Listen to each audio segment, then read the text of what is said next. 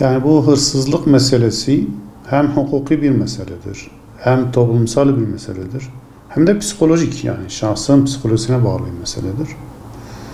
Yani toplumsal mesele olarak öncelikle yani bunu toplumun hırsızlığı engelleyecek veya devletin hırsızlığı engelleyecek bir sistem oturtması lazım. Bunun en başında yani kişinin muhtaç olmaması lazım. Muhtaç, yani kişinin temel ihtiyaçları, özellikle yiyecek, barınma, giyecek, bunlar karşılanmışsa bundan sonraki hırsızlık gerçek suçluluktur. Yani gerçek bir suçtur. Psikolojik de olsa, toplumsal bir sorun olarak da görsek, gerçek bir suç orada ortaya çıkıyor. Yani mecburiyetten, zaruretten insanlar gidip baklava bir çocuk çalmışsa karnını doyurmak için zamanla o şahsa 9 yıl ceza verilmiş.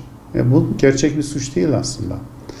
Devlet, kamu, toplum kendi görevini yaptıktan sonra bu görevlerin yerine getirilmesinden sonra hala bir hırsızlık olayı varsa işte gerçek suç ortadır. Oradaki suç cezalandırılır. Cezalandırılması lazım. Çünkü bir nevi bu hırsızlık da bağımlılık yapıyor. Yani alışan kişi o rahat para kazanmaya, işte emek sarf etmeden, çaba sarf etmeden para kazanmaya alışan kişi bu alışkanlığı öyle veya böyle devam eder. Hele cezalar da zayıfsa, cezalar da gereği gibi değilse bu kişi bunu meslek haline getirir. Yani artık hayatının kazanç yolu sadece bu olur. Böyle bir durumda da toplumsal bir sıkıntı başlar. Toplumun birbirine güveni azalır. Hele hırsızlık arttıkça, insanlar işte kapılarına çelik kapılar taktıkça, insanlar kameralar taktıkça bu neyi gösteriyor? Artık insanların birbirine güveninin kalmadığını, güven kalmayan ortamda yani idarenin gerçekten büyük bir suçu vardır.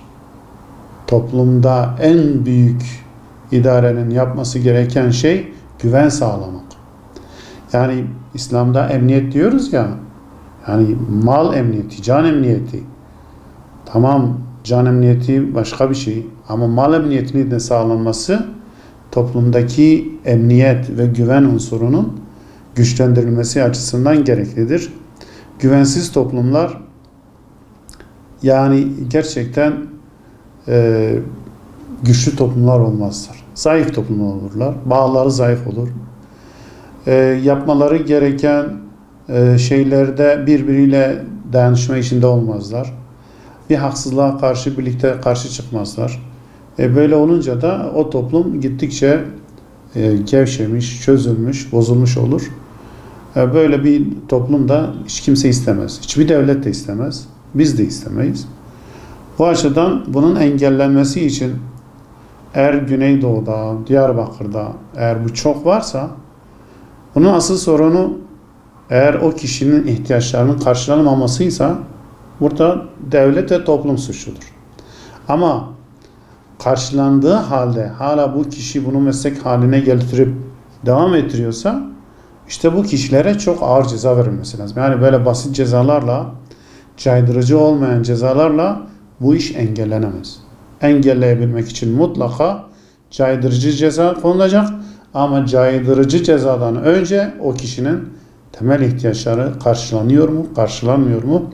Devlet ve toplum o sorumluluğunu yerine getirdikten sonra caydırıcı çok ağır cezalar getirilmesi lazım ki bu işi meslek haline getirenler büyük bir korku içine girerse o zaman ancak böyle bir olay yapmaktan, böyle bir eylemi yapmaktan, başkalarının malını almaktan, yemekten vazgeçer. Bunun mutlaka öncelikle temel sorunun çözülmesi lazım. Bölgemizde işsizlik, açlık varsa onu devlet ve toplum el ele bunu gidermesi lazım. Giderdikten sonra halen devam eden insanlar varsa hırsızlığa, işte o zaman şu anki günümüz cezaları değil, çok daha ağır cezaların o insanlara verilmesi gerekir. Peki şu anda genel itibariyle size muhakkak bu yönde davalar da geliyordur. Genelde halkın müzdarip olduğu şeyler nelerdir bu hırsızlık konusunda hocam? Yani hırsızlık konusunda halk, yani bu cep telefonlarının çalınmasıdır. Yani şu şekilde söyleyelim, yani hırsızların artmasından mı şikayetçi, yoksa devletin gerçek manada bunları yeterli düzeyde müeyyide uygulamamasından müzdarip? Tabii daha çok müeyyide uygulanmamasından. Yani gerçekten hırsızların cezası günümüzde çok da güçlü bir ceza değildir.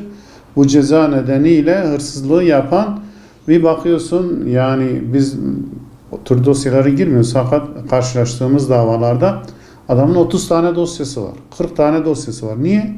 Sürekli hırsızlık yapmış. İçeri gir çık yapmış. Yani bu adam içeride olsaydı belki daha çok korkardı.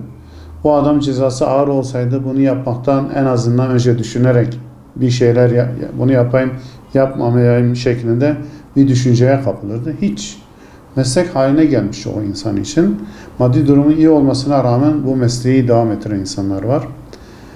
Bu açıdan bunun engellenmesi için önce insanların karnının doyması, ardından bu cezaların da ağırlaştırılması lazım. Halkın muzdarip olduğu durum, bu cezalar azdır.